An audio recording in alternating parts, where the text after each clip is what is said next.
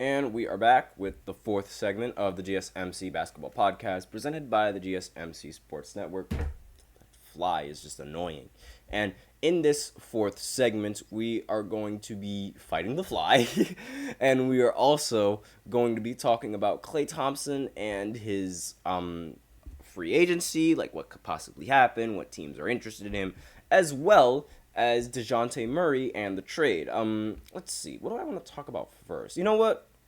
Might as well talk about Dejounte Murray first because like that's really like hold on, let it just load. There we go. Because that trade, it's already been finalized, so I can essentially talk a little bit about the trade and my opinions on the trade. So I'm just going to open up the details for the trade right now. So the Pelicans are receiving Dejounte Murray in exchange for Larry Nance Jr., Dyson Daniels, 2025 Lakers first round pick, and a 2027 Milwaukee first round pick / New Orleans Pelicans first round pick. Like that, those were the trade deals, and that was the trade details. So essentially, they got Larry Nance, Dyson Daniels, and a few picks. The Atlanta Hawks. Now, I'm very, very, very surprised with how cheap this deal is coming in from the Hawks. Like,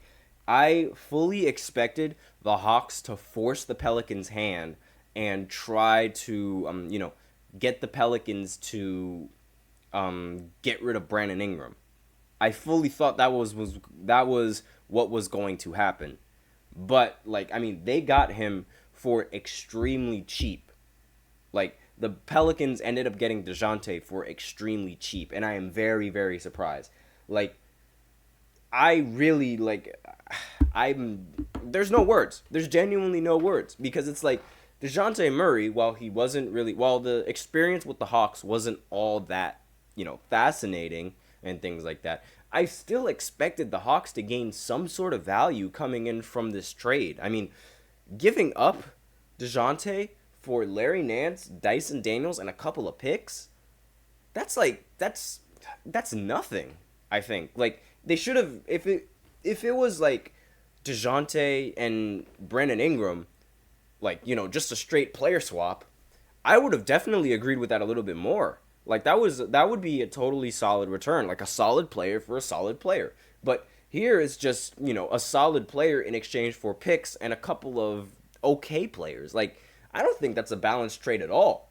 And it's very I think this is a very underwhelming return for the Atlanta Hawks. I have no idea what the Hawks have been doing this entirety of the free agency.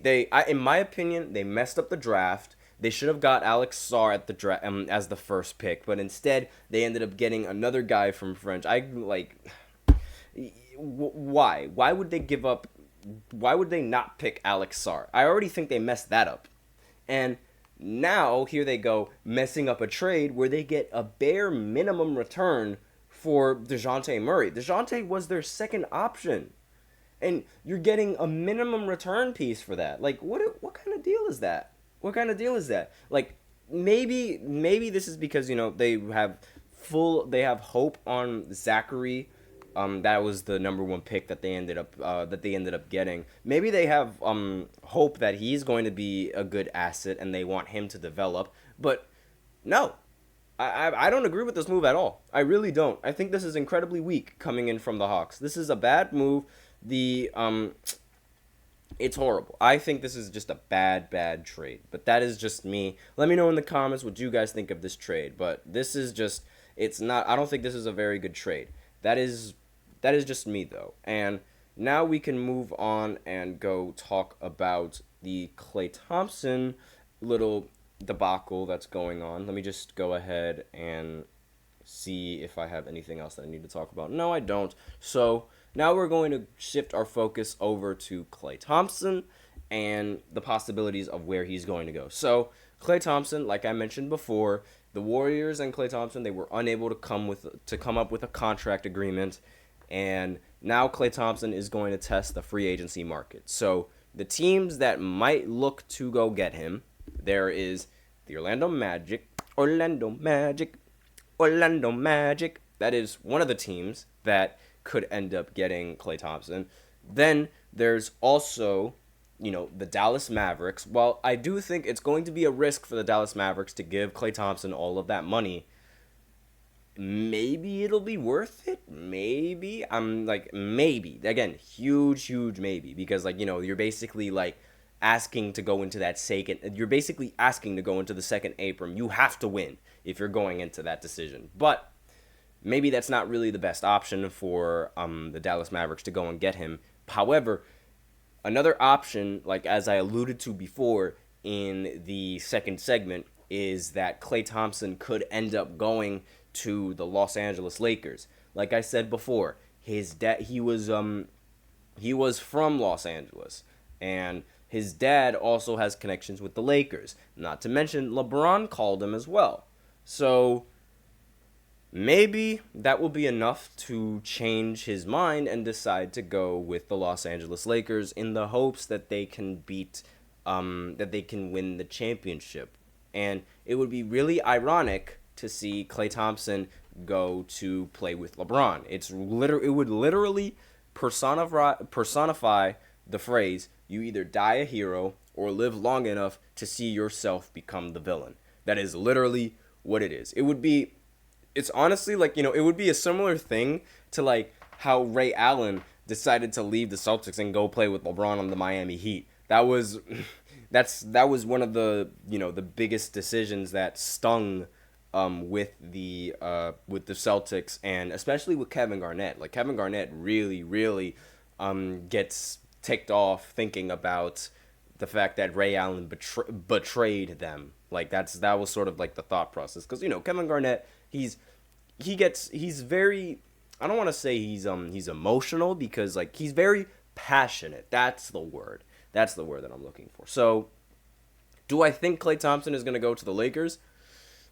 I don't think so. And the only reason why I think that is because LeBron has terrible luck getting free agents. Now, if he does end up going to the Lakers, I think, the bad luck is going to be that Klay Thompson can't shoot anymore.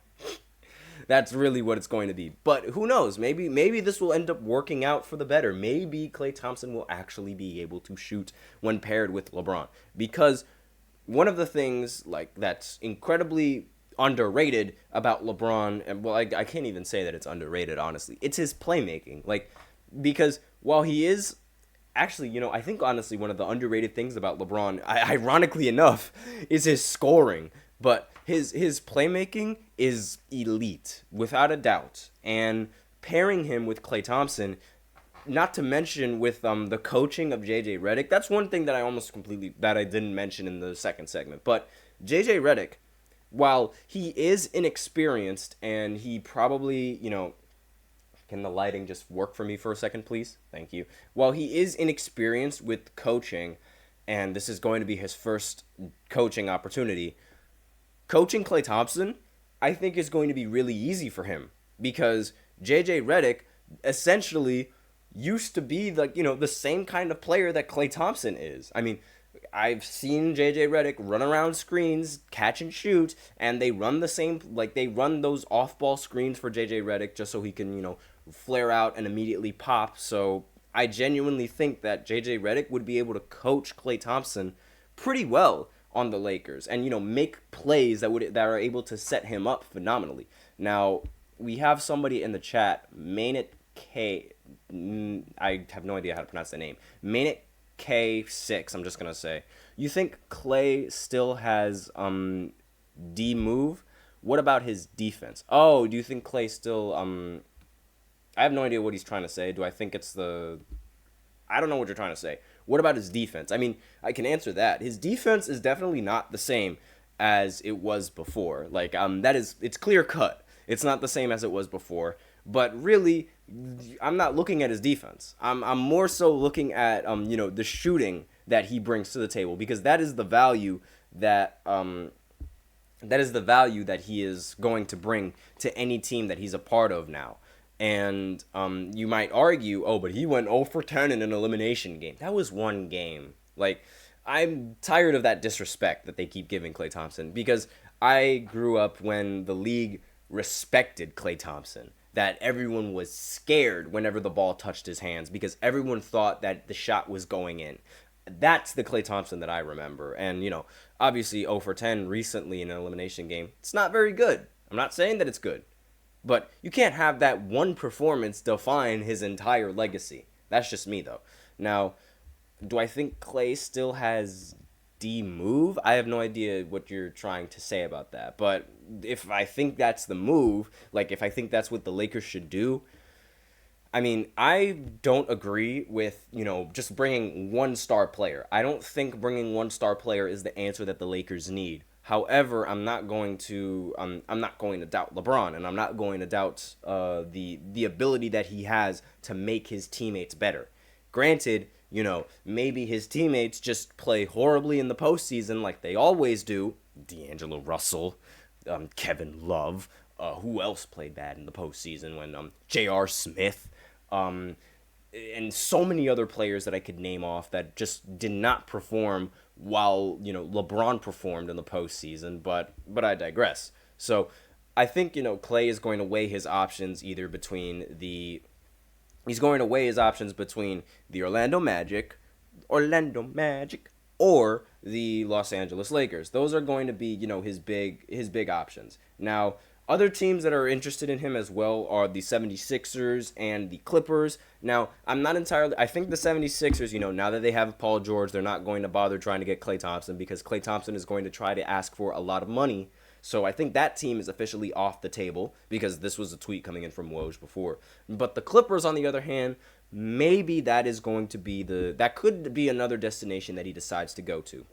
But I digress. Now, with that, we are out of time for this fourth segment. So now we will go ahead and go into the fifth segment where I'm going to recap every single move in the free agency that has happened right now. Everything that has happened from, player signings, player trades that I haven't already covered. I'm going to try to cover all of them in the fifth segment. So be sure to stay tuned so that way you could stay updated with it right after this short break.